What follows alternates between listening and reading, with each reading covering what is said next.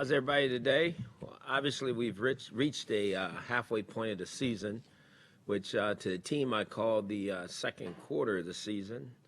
And we're not anywhere close to where we want to be or where we hope to be. But there was times yesterday that I saw a team that looked the way I wanted our football team to look. Obviously, in the first half, I thought on offense we kind of played the way I kind of like to play, and I think our players enjoyed that part of it to start the game. I think on defense, I thought we played a tremendous first half. And what we got to do is put a full game together, offense, defense, and special teams. We haven't been able to do that yet. And that's something we're going to continue to work on and work through. Our players came in today like they normally do, very excited about getting into the tape and seeing what we can do better. It's a resilient group. They work extremely hard. I think they understand our process. You know, we can't undo yesterday. We can just learn from it and grow from it. You know, there's always lessons and losses, and we've had several. So there's been a lot of lessons to learn, and hopefully we'll keep growing from it.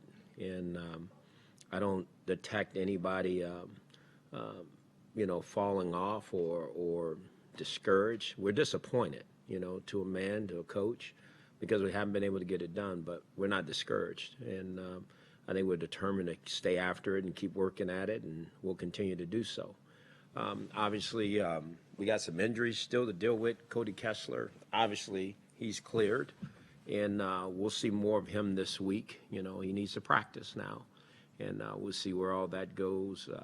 Corey Coleman is cleared to come out and practice. That's exciting to get him back. Totally looking forward to having Corey back out there. He's been around and run around a little bit and shoulder pass and those things, but he's chomping at the bit to get back out there and play with his teammates, and I think that'll help us on offense.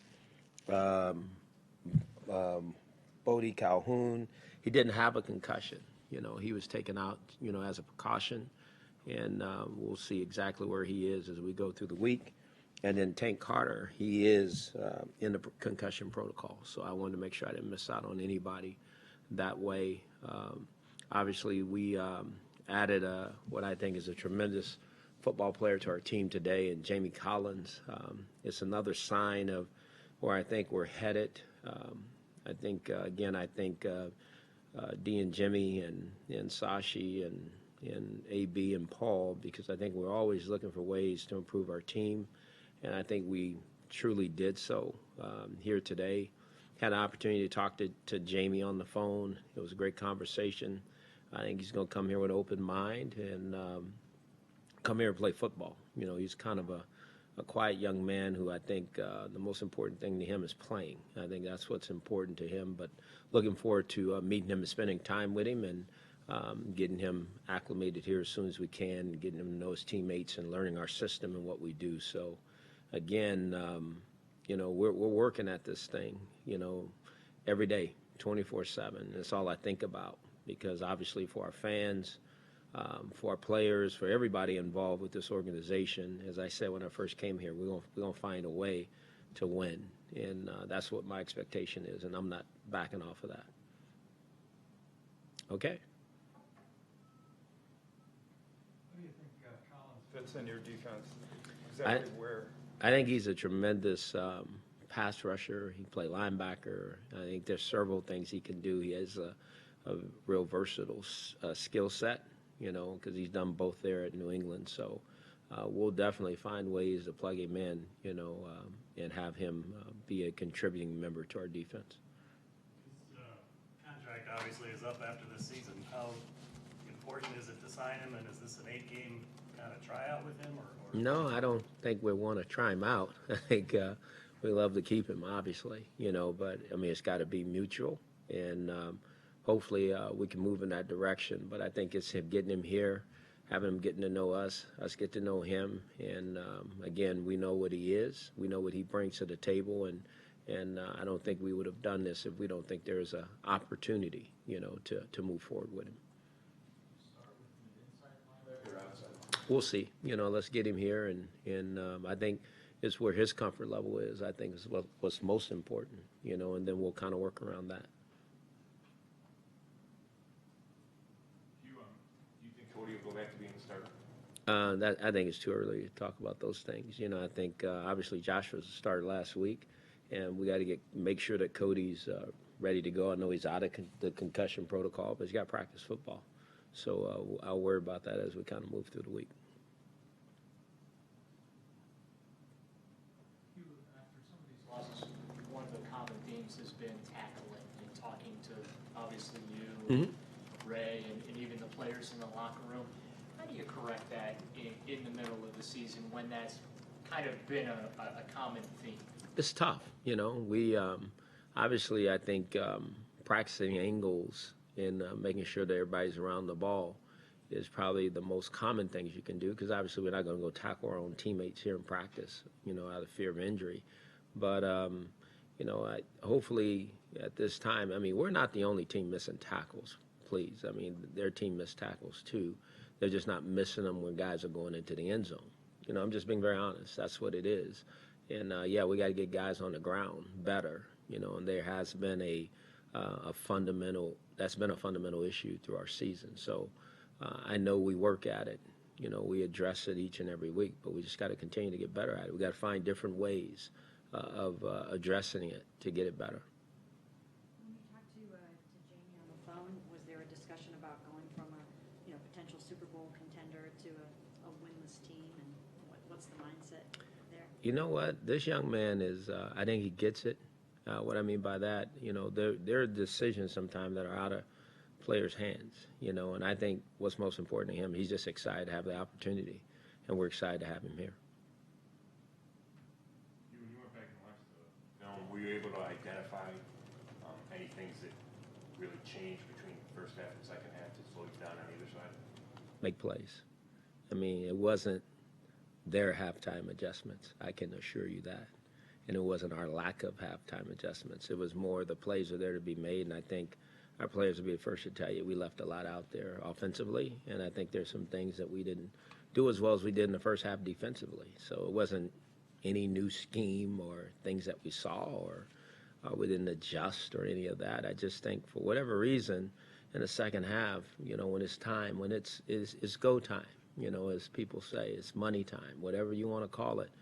We're not doing it as well as I think we can, and that's been kind of our Achilles heel this year. So I got to get it solved, and that's my job, along with our staff, is to put our players in better position. I'm not going to run on the field and put a stake in the middle of the field or do something crazy like I told our players. I mean, we got to figure this out together and just go finish the game. When you get good, when we get good here, we won't be having this discussion. I promise you that.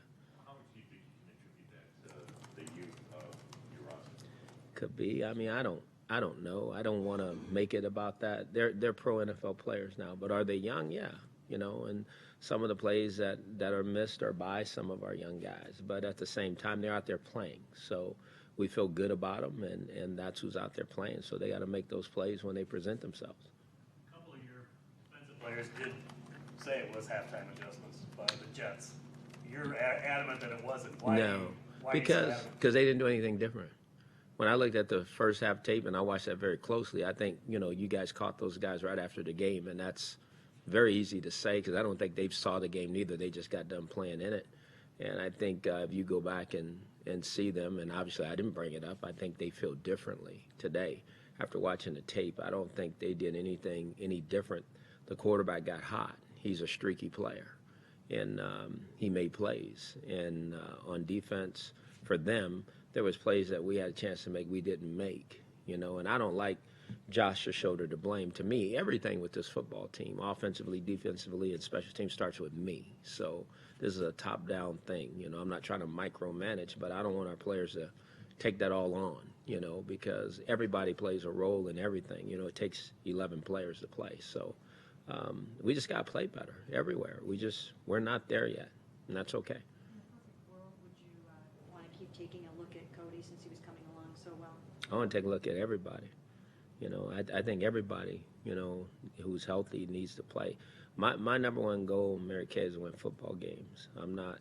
This is not a popularity contest to me or this or that. I'm trying to win games because that's what my mission is, you know, with our players and our coaches.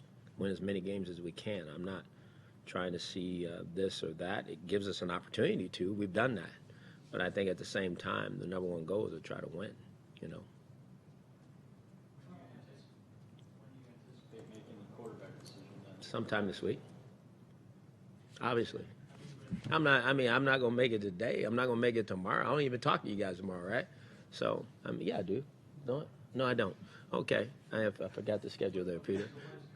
Well, I don't think it matters today, though. I mean, I'm being very honest. I mean, why do I have to talk about that today when I'm going to talk to you guys at some other point in time during the week? I mean, I'm not going to tell you the day I'm making that decision. I don't know. I mean, we're going to go practice, and I'm going to let Cody practice, and Josh is going to practice, and then we'll figure it out from there. The little rap on Jamie that I've been reading, Collins that I've been reading today, was that he was freelancing and not playing within the scheme that Bill Belichick wanted him to do. And did you? He can notice- freelance for me then. Hey, the way he freelances is okay with me. No, I don't. What happened there is not what's important, you know, for us here. We see a player that's very talented and has a tremendous skill set that fits in with what we do. So he's a Cleveland Brown now. They all had a really fast start in the first half, over 100 yards receiving, just 3 targets in the second half. What happened? It wasn't just 3 targets. You guys just seen the ball go towards him 3 times. I think that's what you guys counted. The ball should have went over there quite a few times. It didn't. You know, so again, that's my point. There's things that we got to continue to get better at. You know, it's not about him having a fast start. He caught the balls that were thrown to him, and he dropped some that was thrown to him. So he's got to continue to get better too. You know, so it's not just about Terrell. We have an offensive team. The ball don't just go to one guy. You know, we spread the ball around to a lot of different guys, and he was fortunate to make the plays he made early. He had some chance to make some later, and we didn't make them. It's that simple. Was there an issue with the route in the first interception, or was No. that just a bad throw? No, it just didn't work out. Should we assume that Collins will know enough to play in this first game? Oh, I hope so. Yeah. I mean, we'll day and night if we have to. Yes, sir.